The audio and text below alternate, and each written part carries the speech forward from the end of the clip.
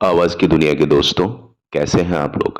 मैं उम्मीद करता हूं आप लोग अच्छे होंगे और अपनी जिंदगी का निर्वहन बड़ी खूबसूरती के साथ कर पा रहे होंगे। आइए आज बात करेंगे राजेश खन्ना साहब और अमिताभ बच्चन साहब के बारे में। लेकिन उससे पहले मैं आपको राजेश खन्ना साहब के बारे में अ, उस समय से हम लोग शुरू करें जहां राजेश खन्ना ने आराधना फिल्म को साइन किया और उसके बाद में जब फिल्म हिट हुई तो उसके 1 साल के भीतर भीतर जो हुआ वो आज तक फिल्मी इतिहास में कभी देखने को न कभी सुनने को कभी किसी को मिला। यानी आराधना के 1 साल के बाद में ही लोगों का पागलपन खन्ना साहब के लिए इस कदर बढ़ गया कि उसकी कोई मिसाल नहीं है। आज तक ना उससे पहले, ना तो कभी राजेश खन्ना से पहले, ना कभी राजेश खन्ना के बाद, आज तक कोई भी कितना ही बड़ा कलाकार हो, जिस तरह से शोहरत राजेश खन्ना को मिली, वो शोहरत, वो जरिया, वो लोगों का जो उनके लिए प्यार और पागलपन जो राजेश खन्ना के लिए था, वो किसी भी स्टार के लिए आज तक लोग बताते हैं कि नहीं था।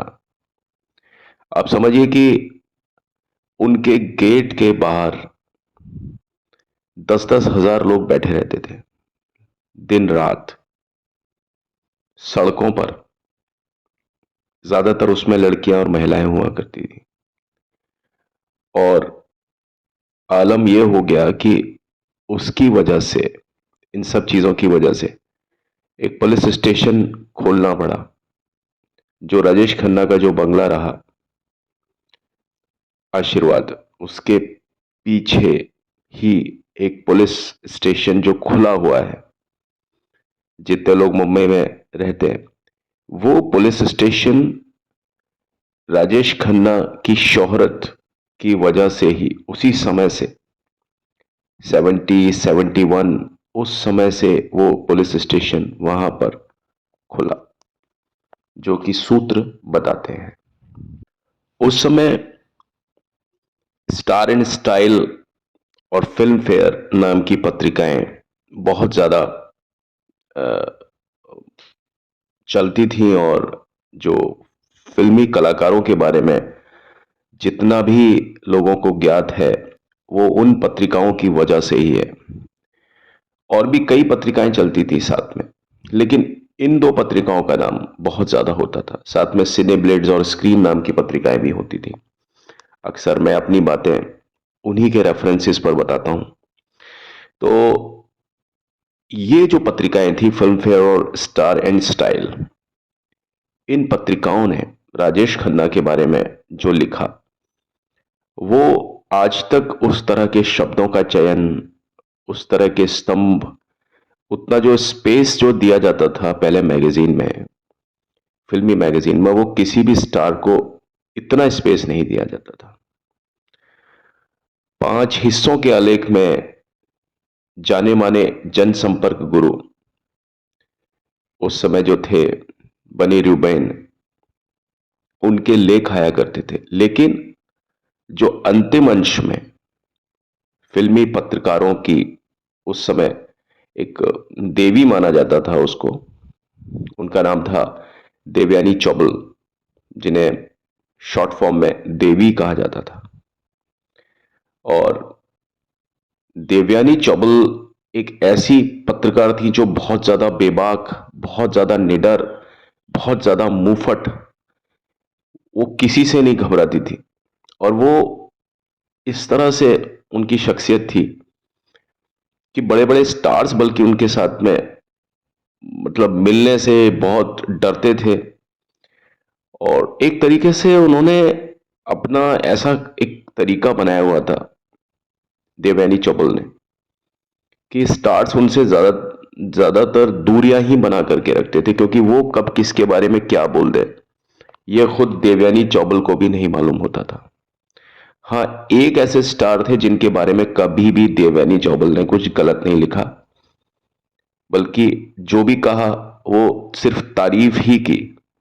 और वो वही हैं जिनके बारे में मैं आज आपको बता रहा हूं, राजेश खन्ना साहब। एक्चुअली सुपरस्टार जो शब्द था वो देवयानी चौबल ने ही राजेश खन्ना को दिया था। और देवयानी चौबल खुद भी एक बहुत ही रईस परिवार से ताल्लुकात रखती थी। उनका जन्म एक बहुत ही खुशहाल परिवार में हुआ, ऐसा परिवार जो घुड़दौड़ इत्यादि इस तरह के गेम्स में बहुत ज्यादा दिलचस्पी रखता हो। अब आप समझ सकते हैं जो लोग अ, मतलब इस तरह की चीजों में ज्यादा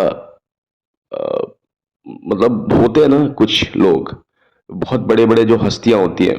आजकल तो खैर ये चीजें अब इतनी नहीं रही, आजकल एंटरटेनमेंट के और भी कई तरीके हो गए, लेकिन एक समय ऐसा था कि जो लोग बाग जो हॉर्स रेसिंग और उसमें जो बैटिंग चलती थी उस पर लोग दांव लगाया करते थे। तो इस तरह के परिवार से ताल्लुक रखती थी देवयानी चौबल। लेकिन देवयानी का अपना खुद का एक एक इंडिविजुअलिटी ये हुआ करती थी कि वो एक बेबाक जर्नलिस्ट बनना चाहती थी। और देवयानी चौबल के बारे में मैं कभी विस्तार से आपको चर्चा करूंगा, लेकिन देवयानी चौबल का जो एक योगदान है राजेश खन्ना के लिए वो काबिले तारीफ है। जैसा मैंने बताया कि जो वर्ड था सुपरस्टार वो कभी भी किसी के लिए यूज नहीं हुआ था। वो पहली बार किसी ने अगर यूज किया था तो वो देवयानी चौबल ने किया था, और किसके लिए? राजेश खन्ना साहब के लिए इस शब्द का यूज किया गया था। ये उसी समय की बात है जब फिल्म आराधना रिलीज हुई, और उसके बाद एक वरिष्ठ संवाददाता हुआ करते थे फिल्म फेयर में, उन्होंने राजेश खन्ना से मिलने से इनकार कर दिया था, क्योंकि उनकी नजर में राजेश खन्ना अभी भी उतने ज्यादा अहम नहीं थे। तो जब उन्होंने मना किया तो उस समय देवयानी चौबल, जो कि उसी मैगजीन के लिए काम करती थी, ये जिम्मा उनके सिरे आया। और उसका पूरा जो उत्तरदाय मतलब जो उसका जो रिस्पॉन्सिबिलिटी थी, उत्तरदायित्व था, वो देवयानी चौबल को संभाला गया। और उसके बाद में देवयानी चौबल और राजेश खन्ना का आमना सामना होता है। और खन्ना साहब के बारे में जैसे एक बात है कि खन्ना साहब के दोस्त बहुत लिमिटेड हैं, लेकिन खन्ना साहब ने जब भी किसी से दोस्ती की तो वो पूरा दिलो जान से की। जज्बाती इंसान रहे बहुत ज्यादा। तो जो भी कोई इंसान उनको लगता था कि वो उनके जैसे फ्रेमिंग का इंसान है, तो राजेश खन्ना साहब उससे बहुत जल्दी घुल मिल जाया करते थे। और देवयानी चौबल भी इसी तरह से राजेश खन्ना साहब की बहुत अच्छी दोस्त बन गई। और कुछ ही समय के बाद में उस समय की जो प्रेमिका रही थी राजेश खन्ना साहब की, सभी जानते हैं, अंजू महेंद्रू। तो अंजू महेंद्रू और देवयानी चौबल की भी इसी तर्ज पर आगे चल के मुलाकातें हुई, और वो भी बहुत गहरी दोस्त बन गए। देवयानी चौबल ने अपने कई स्तंभों में जब राजेश खन्ना का जिक्र किया तो उन्हें एक बहुत ही ज्यादा सोच विचार करने वाले व्यक्ति, एक स्कॉलर और एक शर्मीले अदाकार के रूप में उनका तारुफ सब हम सभी से कराया। तो अगर राइटिंग की बात की जाए कि अगर किसी ने सबसे शानदार अगर राजेश खन्ना के बारे में कुछ लिखा, कई लोगों ने तो राजेश खन्ना साहब की उस समय भी बहुत ज्यादा बुराई की, और वो आज भी करते हैं। लेकिन देवयानी चौबल ने कभी भी राजेश खन्ना को, ऐसे कोई शब्द नहीं होते थे कि वो उनको सातवें आसमान पर ही रखती थी हमेशा। और धर्मेंद्र हुए, चाहे बड़े से बड़ा कलाकार भी क्यों ना हो, ऐसा कोई भी कलाकार नहीं था जो कि देवयानी चौबल के वार से बच पाया। और कई लोगों के तो झगड़े भी हुए, मारने पीटने की नौबत भी आई। धर्मेंद्र साहब भी एक पार्टी के बीच में देवयानी चौबल के पीछे भागे, और देवयानी चौबल भी पार्टी से बाहर होकर के काफूर हो गई। कई इस तरह की चीजें होती थी कि देवयानी चौबल का जो जवाब किसी के पास में नहीं था। लोग आजिज हो चुके थे इन सब चीजों से कि इसको कैसे रोका जाए, ये कुछ भी बोल देती है किसी के बारे में। राज कपूर तक को नहीं छोड़ा, जिसने जिसने हेमा मालिनी को भी नहीं छोड़ा। जो हेमा मालिनी को बासी इडली बोल सकती है, वो किसी के बारे में कुछ भी बोल सकती है। तो अब देखिए कि इस माहौल में देवयानी चौबल ने राजेश खन्ना को एक सितारा से कहीं ज्यादा ऊंची हैसियत, एक देवता, एक ईश्वर के रूप में उनको सभी के सामने परिणत किया। हालांकि इसमें कोई शक नहीं कि राजेश खन्ना एक बहुत ही ज्यादा बेहतरीन अभिनेता रहे हैं, और जिस किसी भी फिल्म में वो किसी भी कलाकार के साथ रहे, कभी भी वो प्रेशर में नहीं आए, बल्कि कोई दूसरा कलाकार ही उनके वजह से दबाव में मतलब खुद को महसूस किया, किसी भी कलाकार ने, चाहे वो बच्चन साहब हों। खैर बच्चन साहब की तो शुरुआत बहुत बाद में हुई थी, राजेश खन्ना उस समय तक सितारा बन चुके थे।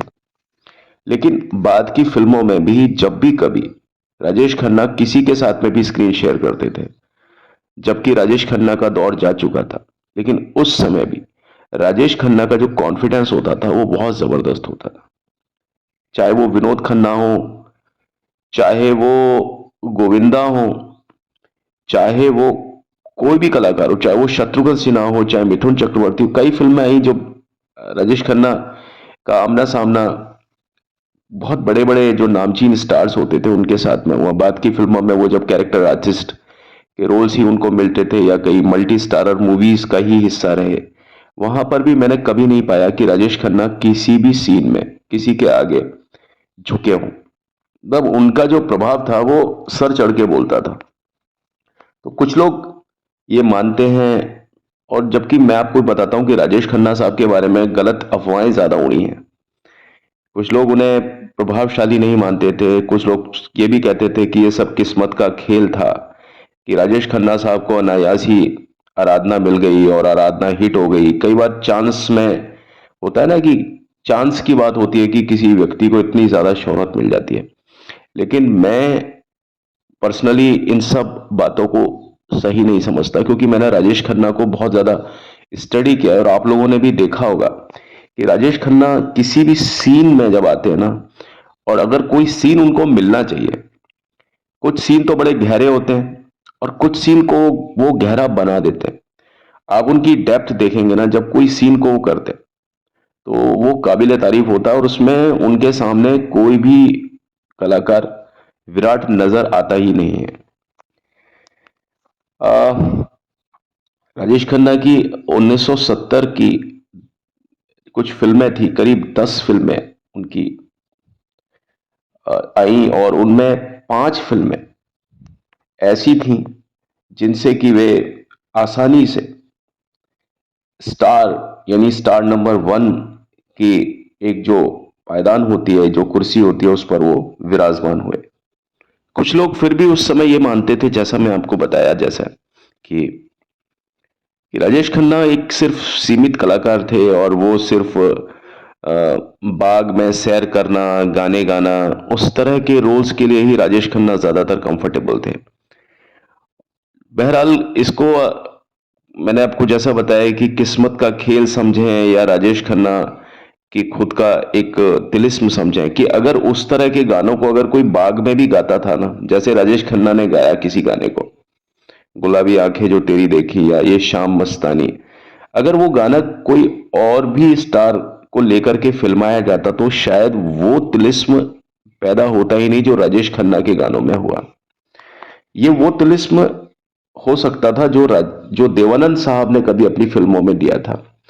लेकिन देवानंद साहब से कहीं ज्यादा जो तिलिस्म था वो राजेश खन्ना के जो तरीके होते थे ना, जो लोग बाग उन्हें हाथों हाथ लेते थे, उन तरीकों से हमें मालूम चलता है कि राजेश खन्ना कितने ज्यादा जानदार थे। मतलब कुछ चीजें होती हैं जो कई लोगों के लिए एक्सप्लेन करना बड़ा टफ होता है, कि वो फ्रेजोलॉजी में या कुछ शब्द में उन चीजों को कभी भी बोला नहीं जा सकता, ना लिखा जा सकता। वो चीज थे राजेश खन्ना साहब।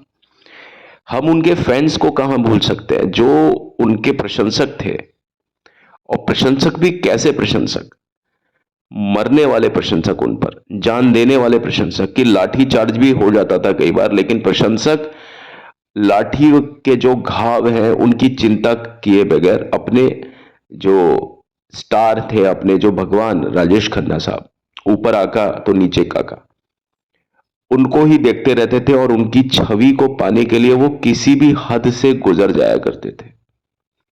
ये चीजें तो आपने कई बार सुनी होंगी कि भाई उनकी कार अगर वाइट होती थी तो कुछ ही देर में पूरी कार लाल हो जाती थी और कोई महसूस नहीं कर सकता था कि ये कार सफेद थी क्या कभी। वो कार लाल रंग की ही नजर आती थी।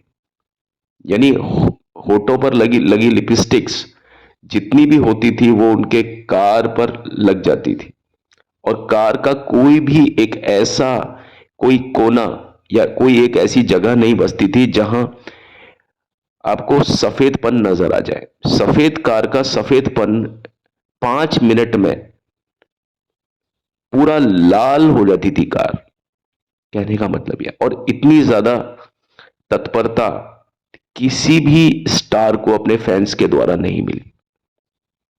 जब उनकी कार लोकेशन से निकलती थी और जो वो धूल उड़ती थी, धूल उड़ाती हुई जब कार कार जाती थी, लड़कियां और महिलाएं उस उड़ती हुई धूल को क्यों ना अपने मांग का सिंदूर बना करके उसमें धारण कर लें। तो कुछ लड़कियों ने तो उस समय राजेश खन्ना से इस तरह से भी शादी की कि उनसे उनकी कारों से उड़ते हुए जो टायर से जो उड़ती हुई जो धूल होती थी उसी को ही उन्होंने अपना जीवन समझ लिया और उसी को ही अपने सिंदूर के रूप में अपनी मांग में धारित कर लिया। ये मैं आपको इसलिए बता रहा हूं क्योंकि इतना ज्यादा गहराई, इतनी ज्यादा दार्शनिकता के साथ में किसी भी कलाकार को नहीं लिया गया। आप सोचिए कि जो लड़की इस तरह से करके माथे अपने मांग में सिंदूर लगा रही है, अगर उसे स्वतः ही राजेश खन्ना साहब मिल जाए तो बताइए बात कहां पहुंचेगी। मुझे बताने की जरूरत नहीं, आप लोग समझदार हैं। तो इतनी ज्यादा प्रशस्ति, इतनी ज्यादा स्टारडम मेरे ख्याल में किसी भी स्टार को नहीं मिली। सलीम खान साहब ने अपने कई इंटरव्यूज में बताया, जावेद अख्तर साहब ने भी बताया, जो उस समय एक्चुअली राजेश खन्ना को स्क्रीन पर लॉन्च करने का जो श्रेय है, ढंग से लॉन्च करने का, वो स्वयं सलीम और जावेद साहब को जाता है। क्योंकि स्टार्स बहुत सारे आए फिल्म इंडस्ट्री में, अमिताभ बच्चन भी स्टार बन के आए, लेकिन किसी चीज को ढंग से पब्लिक के सामने किस तरीके से प्रेजेंट किया जाए, ये श्रेय तो सलीम जावेद साहब को ही जाता है। अमिताभ बच्चन भी कई फिल्मों में धूल चाट रहे थे बहुत ज्यादा, वो तो बोरिया बिस्तरा पैक करके वापस अपने शहर लौटना चाहते थे। भला वो शशि कपूर साहब का जो उन्होंने अंत वक्त में अमिताभ बच्चन को रोक लिया, लेकिन जो उन्हें एक रिब्रेक वाली स्थिति हुई ना कि उनको कमबैक करना था, फिल्म इंडस्ट्री को एक महानायक मिलना था, वर्ल्ड फिल्म इंडस्ट्री को एक शहंशाह मिलना था। मैं अमिताभ बच्चन साहब की बात कर रहा हूं इस समय।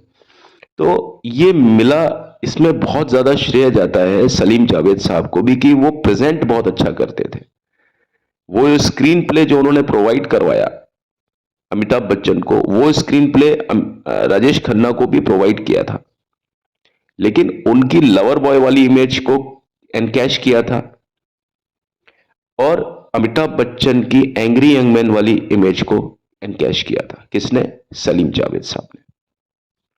तो स्वयं सलीम जावेद साहब जब राजेश खन्ना के बारे में बात करें, और आप देखिए कि सलीम साहब से राजेश खन्ना के मनमुटाव हुए थे बहुत ज्यादा और अंतिम दिन तक भी इनकी आपस में बात सुचारू नहीं हो पाई थी। लेकिन वही सलीम साहब और वही जावेद साहब जब राजेश खन्ना के बारे में कोई बात करते हैं, और जहां तक बात प्रशंसकों की और स्टारडम की आती है, तो राजेश खन्ना के बारे में जो सलीम साहब के शब्द होते हैं या जावेद साहब के शब्द होते हैं ना, वो खुद इस बात को मानते हैं कि ऐसा स्टारडम हमने कभी लाइफ में किसी का देखा ही नहीं। भले ही हमारे रिश्ते राजेश खन्ना साहब से कैसे भी रहे हों बाद में, लेकिन जो सच है वो सच है।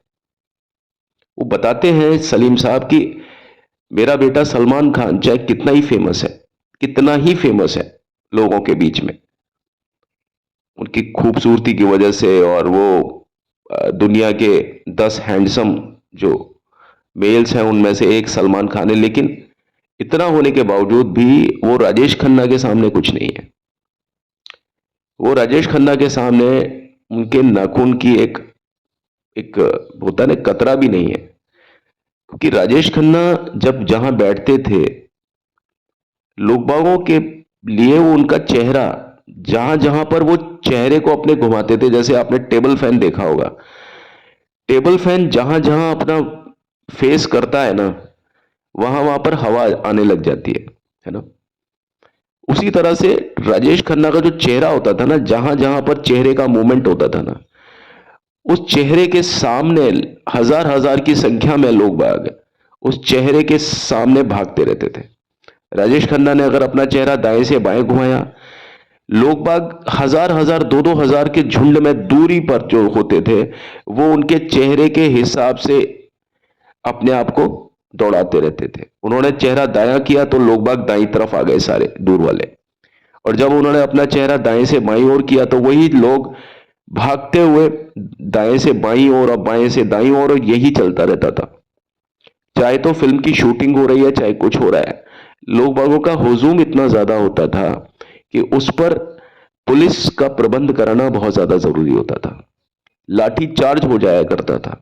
बहुत ज्यादा स्थितियां हृदय विदारक थी।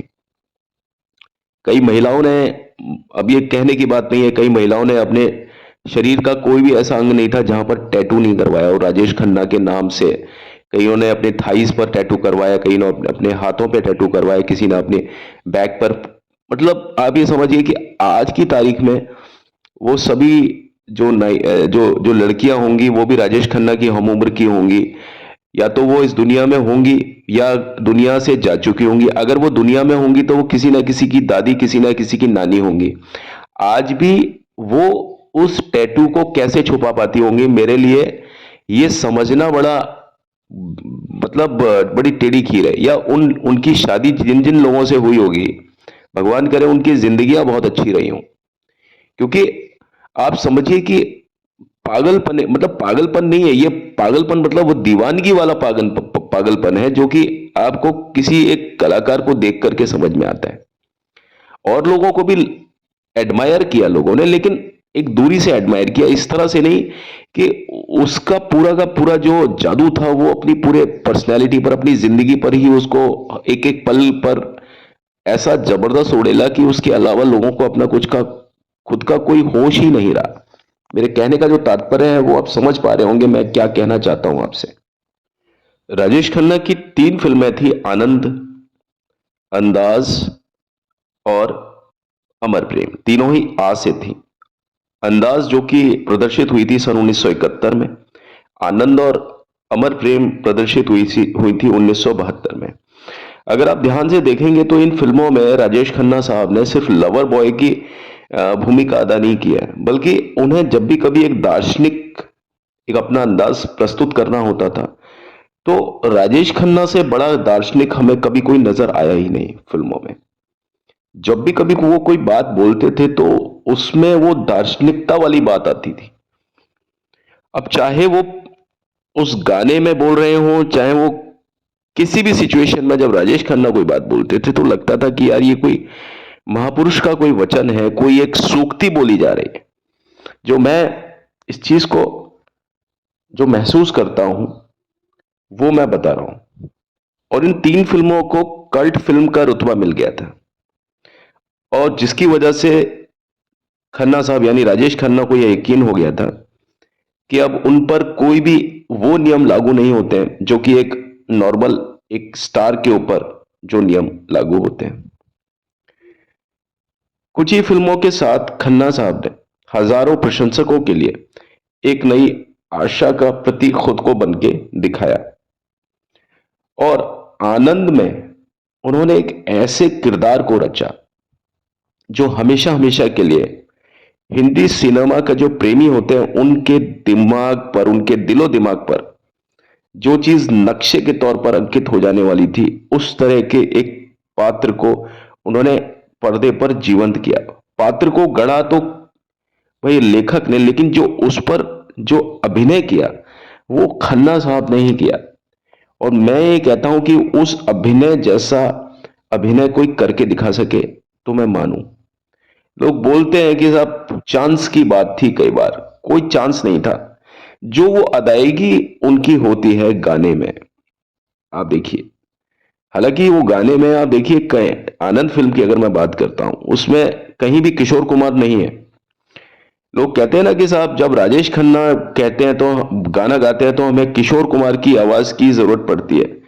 आनंद एक ऐसी फिल्म थी जिसमें आप समझिए कि कोई भी गाना किशोर कुमार का नहीं था। कहीं दूर जब दिल ढल जाए, सांझ की दुल्हन नजर चुराए चुपके से आए, मुकेश साहब की आवाज में। जिंदगी कैसी है पहेली है, ये गाना मन्ना डे साहब की आवाज में। आप देखिए इसमें कोई गाना किशोर दा के साथ में है ही नहीं। क्यों? क्योंकि ये बताया जाता है कि ये फिल्म में किशोर दा से ही गाने गवाते, लेकिन क्योंकि ऋषिकेश मुखर्जी और किशोर दा का फिर कुछ अनबन चली थी, और किशोर कुमार साहब ने ऋषिकेश मुखर्जी को अपने घर से कुछ बात हुई तो उन्होंने मना कर दिया था और उन्हें अपने घर से चले जाने के लिए कहा। कुछ बात ऐसी हुई थी, उसके बारे में मैं आपको बताऊंगा। तो कायदे से किशोर दा की आवाज में ही ये गाने होने चाहिए थे, लेकिन जब आप सोचिए कि कोई भी गाना जब रफी साहब गाते हैं राजेश खन्ना के लिए तो हमें मुनासिब लगता है क्योंकि रफी साहब है एक, वो आवाज है जो कि उन्होंने कई कलाकारों के लिए दी। शम्मी कपूर साहब के लिए दी, दिलीप कुमार साहब के लिए दी, राजेंद्र कुमार साहब के लिए दी, सुनील दत्त साहब के लिए दी। ऐसा कौन सा कलाकार था, इवन जॉनी वॉकर साहब के लिए दी। कोई कलाकार ऐसा नहीं था जिसके लिए रफी साहब ने आवाज नहीं दी हो। उसी तरह से किशोर दा भी जब अपने समय पर थे तो ऐसा कोई भी कलाकार नहीं था पर्दे पर जिसके लिए किशोर दा ने अपनी आवाज नहीं दी हो। लेकिन साहब ये आनंद फिल्म जो थी ना, इसमें आप देखिए कि किशोर दा भी नहीं थे और रफी साहब भी नहीं थे, और ये आवाजें अलग अलग थी। और एक ही फिल्म में दो आवाजें यूज की गई, एक गाना मुकेश साहब की आवाज में और एक गाना मन्ना डे साहब की आवाज में। लेकिन उसके बावजूद भी सभी का ध्यान राजेश खन्ना की एक्टिंग पर था, और कोई इस बात को पर पहुंच ही नहीं रहा था कि यह आवाज किशोर दा की आवाज नहीं है, या यह आवाज रफी साहब की आवाज नहीं है। यह आवाज वास्तव में मन्ना डे साहब की आवाज है एक गाने में, और दूसरे गाने में मुकेश साहब की आवाज है। वो इसलिए हुआ क्योंकि राजेश खन्ना जब कोई काम करते हैं ना पर्दे पर, तो लोग उनकी एक्टिंग में इतना ज्यादा खो जाते हैं कि उन्हें इस बात से कोई फर्क नहीं पड़ता कि वो आवाज किस किस व्यक्ति की है। एक गाना था, जिस गली में तेरा घर ना हो बालमा, वो गाना था। अब आप देखिए उस गाने में पंचम दा का म्यूजिक, और आप देखिए वो गाना बोट सॉन्ग, और उसमें मुकेश साहब की आवाज में। तो आप इस बात का अंदाजा लगाइए कि राजेश खन्ना साहब की एक्टिंग में जो एक एक मारक क्षमता है, बहुत जबरदस्त है। एक फिल्म का जिक्र मैंने पहले भी किया था, एक फिल्म थी उपकार, जिसमें राजेश खन्ना के लिए ही वो किरदार बनाया था मनोज कुमार साहब ने। लेकिन उस समय राजेश खन्ना अपने और भी प्रोजेक्ट्स में बिजी थे, और क्योंकि यूनाइटेड जो प्रोड्यूसर्स के जो पूरा एक एक 7-8 जो प्रोड्यूसर होते थे, उनकी एक शर्त थी कि राजेश खन्ना साहब कुछ सालों तक उनके साथ में ही काम करेंगे, उनके अनुबंध से वो बाहर नहीं जा सकते थे। आप सोचिए कि अगर वो फिल्म राजेश खन्ना साहब को मिली होती तो जो गाने महेंद्र कपूर ने गाए थे, है प्रीत जहां की रीत सदा, है ना, उस टाइप के गाने, जो कि पूरब और पश्चिम का गाना था, या वो गाना था कौन सा, वो जो खेत में जो गाना गाते हैं, जो है ना, मेरे देश की धरती सोना उगले उगले हीरे मोती मेरी देश की धरती, वो गाना महेंद्र कपूर साहब ने गाया था। वो आवाज भी राजेश खन्ना को मिलती तो आप सोचिए क्या आलम होता। लेकिन मैं फिर भी यही कहूंगा कि लोग बाग सिर्फ राजेश खन्ना को याद रखते, वहां ये नहीं देखते कि ये आवाज महेंद्र कपूर साहब की आवाज है। और उसी फिल्म में एक गाना था जो प्राण साहब ने गाया था, कस्मे वादे प्यार वफा सब बातें हैं बातों का क्या, कोई किसी का नहीं है झूठे वादे हैं वादों का क्या, मैं जहां तक समझता हूं ये गाना गुलशन बाबरा साहब ने लिखा था, और उनके बारे में एक्सपेक्ट एक्सपेक्ट कोई कर ही नहीं सकता था कि वो व्यक्ति ये गाने लिख सकता है, लेकिन उसके बावजूद वो गाना बना। और क्या तिलिस्म किया उस गाने ने कि आज तक वो गाना सबके सर चढ़ के बोलता है। अगर वो गाना अगर राजेश खन्ना साहब के हिस्से आया होता तो बताइए क्या आलम रहा होता। और वो गाना भी मन्ना डे साहब ने ही गाया था। तो मैं आपको ये बता रहा हूं कि प्राण साहब थे उस गाने में, उन्होंने क्या जादू दिखाया। लेकिन अगर उस जगह राजेश खन्ना साहब को ये गाना मिला होता, अगर ये फिल्म उनकी झोली में होती तो क्या बात होती।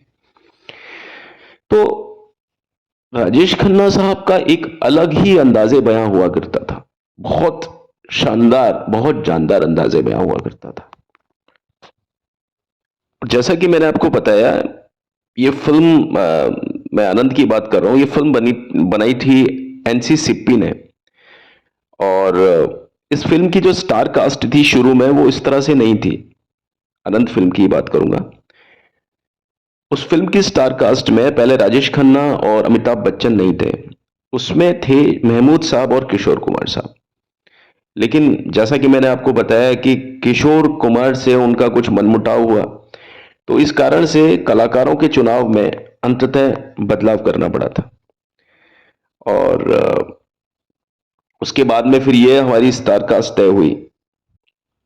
अनंत फिल्म की जो शूटिंग थी बहुत ही छोटे से बजट में, यकीन मानेंगे कि सिर्फ 1 महीने में पूरी हुई, बल्कि 1 महीने से भी कम समय लगा आनंद फिल्म को पूरा करने में। लेकिन पूरी फिल्म में आपने देखा होगा कि एक जगह भी आपकी निगाहें हटती नहीं है। जो एक एक सीन जो बनता है वो फिल्म का अपने आप में एक, जिसको बोलते हैं ना कि किसी भी फिल्म किसी भी सीन को आप प्रीमियर पर रख सकते हैं। अधिकांश तौर पर जो फिल्में होती हैं उनमें फिल्म सीन्स को चुनना पड़ता है कि किस सीन को हम ट्रेलर या टीजर के रूप में या प्रीमियर के तौर पर उस फिल्म के लिए रखें। लेकिन ऐसी फिल्में जो होती हैं, मैं आनंद की बात कर रहा हूं, इस फिल्म में आप कोई भी सीन को उठा के रख दीजिए, आपको लगेगा कि यार यही फिल्म का टीजर बन जाए तो कितना अच्छा।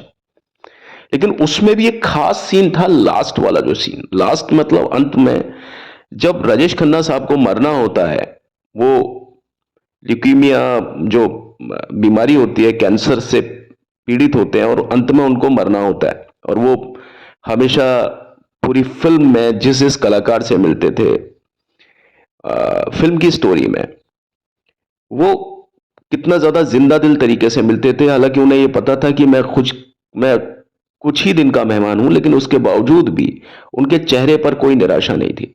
और जब इतना हंसी मजाक करने वाला, इतना जीवंत इंसान, इतना लाइव अगर कोई व्यक्ति आपकी आंखों से अचानक चला जाए तो फिल्म का क्या मतलब, क्या इम्पैक्ट रहेगा दर्शकों का उस किरदार पर, उस कलाकार पर, उस इंसान पर। वही इम्पैक्ट राजेश खन्ना ने उसमें डाला। लेकिन अब आप समझिए कि इससे पहले राजेश खन्ना की कोई भी फिल्म अमिताभ बच्चन के साथ में नहीं आई थी। और अमिताभ बच्चन को भी एक ऐसा मौका मिला था कि जहां उनकी स्क्रीन राजेश खन्ना के साथ शेयर हुई। हर सीन में वो लगभग लगभग अमिताभ बच्चन के साथ थे। मैं इसी फिल्म की बात कर रहा हूं, आनंद फिल्म की।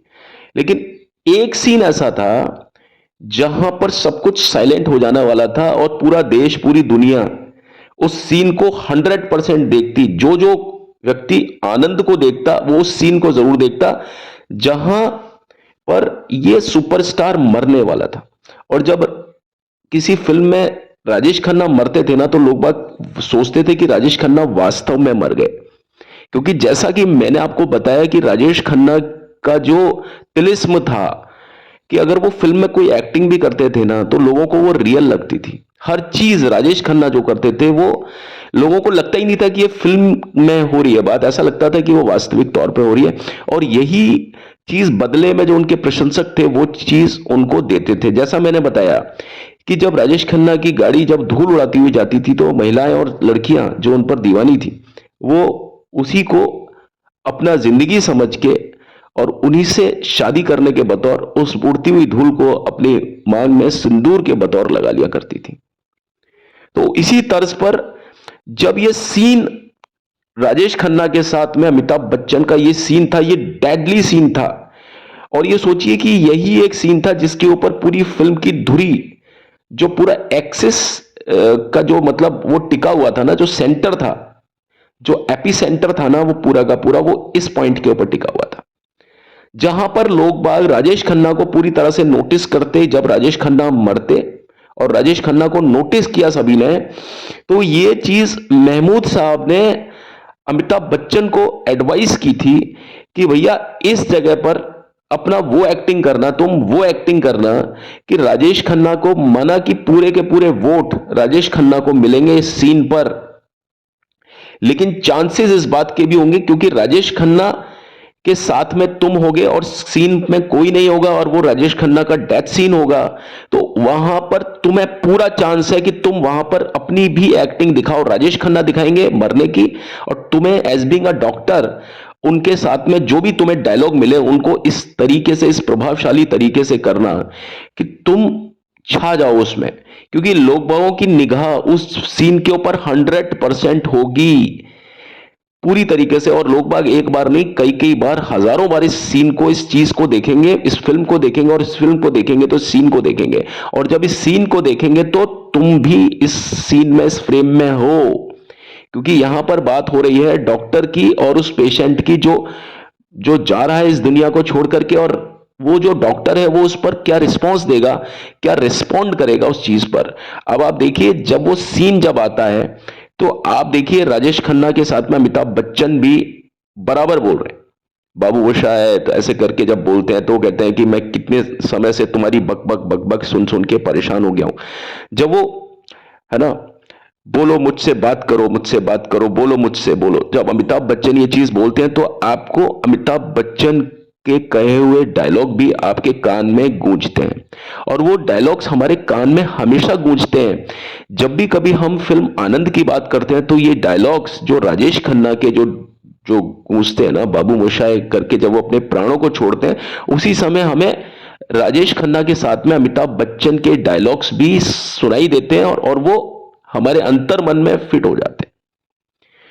तो ये चीज एडवाइस की थी महमूद साहब ने राजेश खन्ना की टक्कर पर कि भाई तुझे अमित इस पॉइंट पर बहुत ज्यादा ध्यान देना है कि तुझे इस सीन को अपनी तरफ से कोई कसर नहीं छोड़नी है।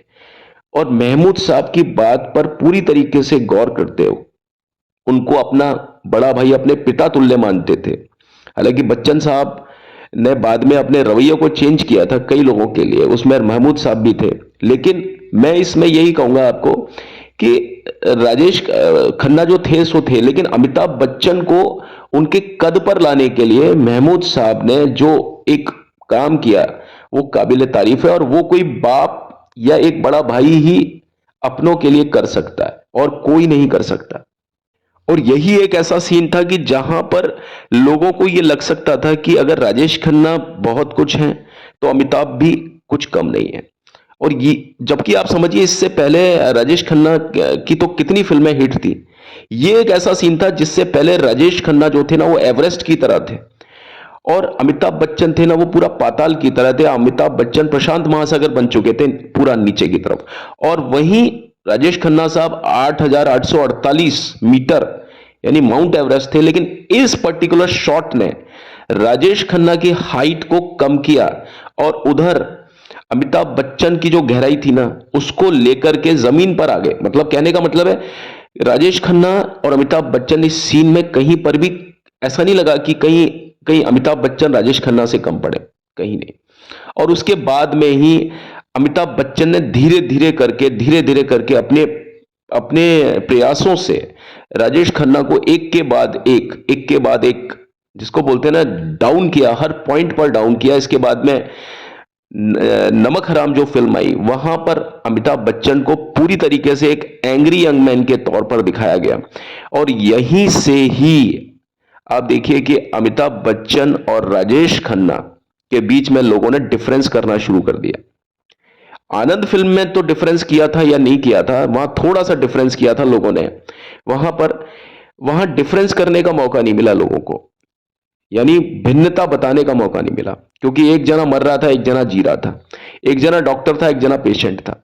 और दोनों ही अपनी अपनी एक्टिंग को लेकर के बंधे हुए थे। लेकिन जहां तक बात नमक हराम फिल्म की है, नमक हराम में दूध का दूध पानी का पानी हो चुका था।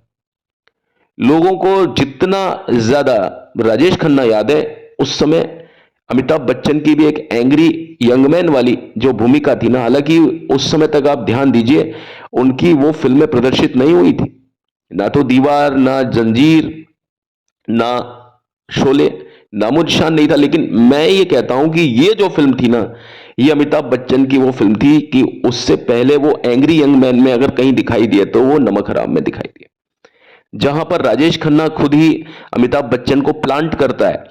बहुत अच्छे दोस्त होते हैं, लेकिन वो जान करके प्लांट करता है कि जाओ और इनकी बस्तियों में जाकर के रहो और इनके बीच में जानो और इनकी खबरें मुझ तक देते रहो। लेकिन जब आ, आ, हाँ, राजेश खन्ना को प्लांट किया था ना अमिताभ बच्चन ने, तो अमिताभ बच्चन के कहे अनुसार राजेश खन्ना गए वहां पर और राजेश खन्ना ने वो चीजें सारी आकर के बताई।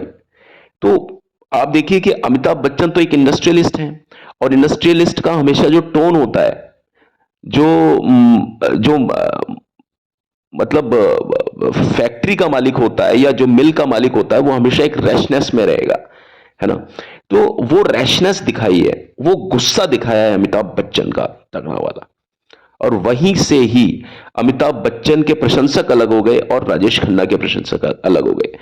मैं अगर ये कहूं कि अगर ये गलती राजेश खन्ना ने कभी नहीं की होती कि नमक हराम साथ में बनाई होती अमिताभ के, तो शायद राजेश खन्ना का वो दौर नहीं आता।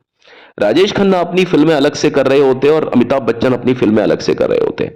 अगर वो फिल्में अलग अलग करते और वहां पर राजेश खन्ना अपनी लवर बॉय की भूमिकाएं करते रहते और उसमें वो अमिताभ बच्चन का कोई नाम निशान नहीं होता, और उधर अमिताभ बच्चन अपनी फिल्में कर रहे होते, तो शायद राजेश खन्ना बहुत ज्यादा चलते, जितना उनको चलना चाहिए था।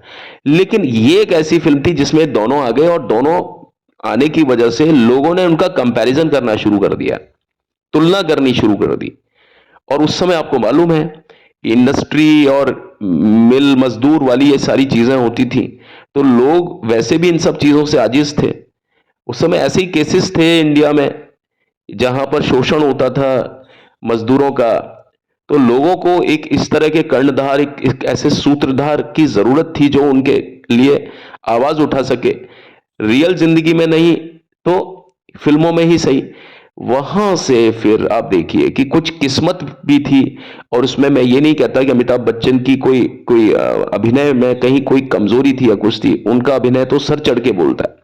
मैं खुद कहता हूं कि उनके जैसा हरफन मौला तो कोई हो नहीं सकता, और आप भी इस बात को मानते होंगे। ये जो समय था, इसने पूरी तरीके से राजेश खन्ना को एक बार जो पीछे किया, तो राजेश खन्ना फिर आगे नहीं आ सके अमिताभ बच्चन के। और कुछ लोग बताते हैं कि ये स्कीम थी कि भाई राजेश खन्ना और अमिताभ बच्चन को एक साथ लाया जाए।